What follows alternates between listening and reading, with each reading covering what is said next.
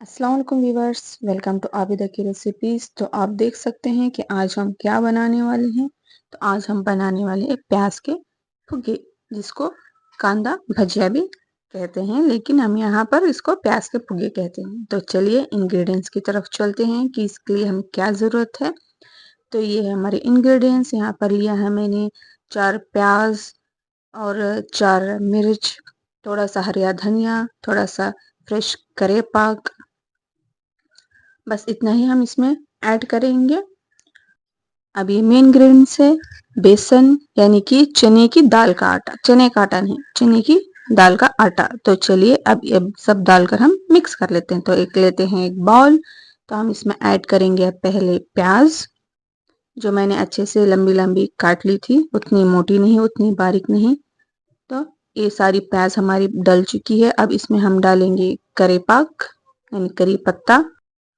अब डालेंगे मिर्च, मिर्च के बाद डालेंगे हरिया धनिया। तो हरिया धनिया के बाद हम डालेंगे नमक। यहाँ पर मैंने 1 स्पून नमक लिया है, इतना काफ़ी होता है क्योंकि प्याज में भी थोड़ा खारापन होता है। तो यहाँ पर 1 ही स्पून काफ़ी है। तो अब डाल देंगे हम सोडा, जो बहुत ज़रूरी होता है भजिया में, फुग्गियों में। तो आधा स्पून मैंने यहाँ पर खाने वाला सोडा डाला है। सोडे के बाद हम डालेंगे अजवाइन। यहाँ पर मैंने छोटी सी स्पून है मेरी, तो 2 स्पून मैंने अजवाइन डाला है। अजवाइन से टेस्ट भी भरता है और फुग्गे डाइजेशन भी अच्छे से होते हैं। तो अजवाइन के बाद हम डालेंगे आधा स्पून जीरा पाउडर। तो जीरा पाउडर के बाद हम डालेंगे मेन इंग्रेडिएंट्स, चने की दाल का आटा। तो यहाँ पर मैंने 8 स्पून चने की दाल का आटा लिया है। तो इसको कम या ज़्यादा भी कर सकते हैं हम अपने हिसाब से।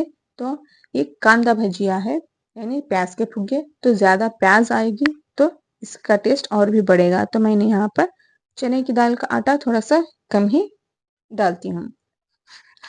तो इसको हम अब अच्छे से मिक्स कर लेते हैं। तो अब ये सब अच्छे से मिक्स हो गया है।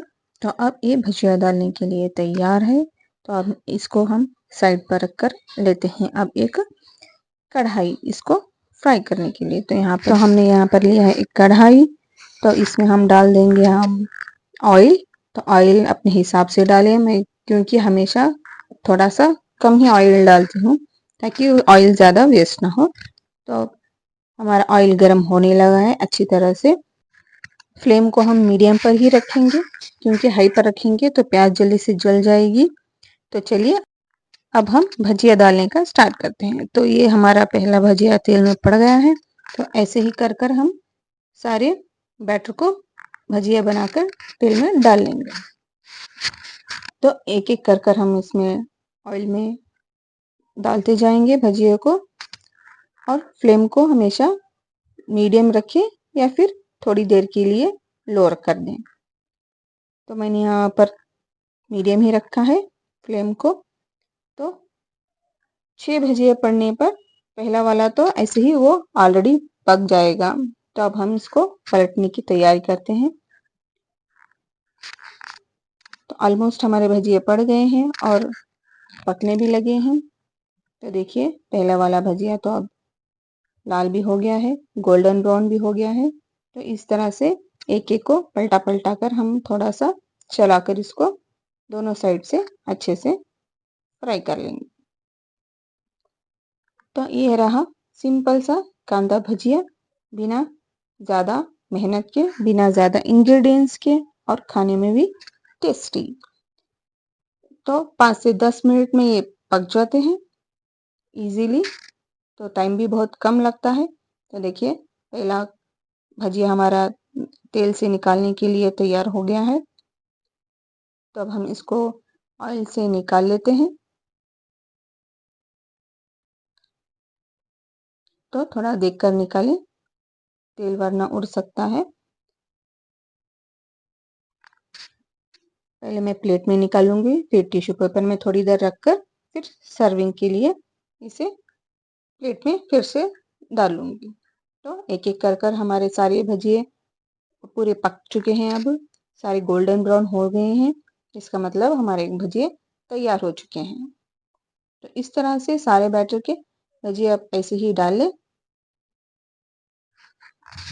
तो है ना वेरी इजी। तो चलिए हमारे सारे भजिए निकल चुके हैं, तो चलिए प्लेटिंग करते हैं। तो ये रहे हमारे कांदा भजिए। तो आप भी अपने घर में ट्राई करें, कमेंट करें, शेयर करें और थैंक यू फॉर वॉचिंग।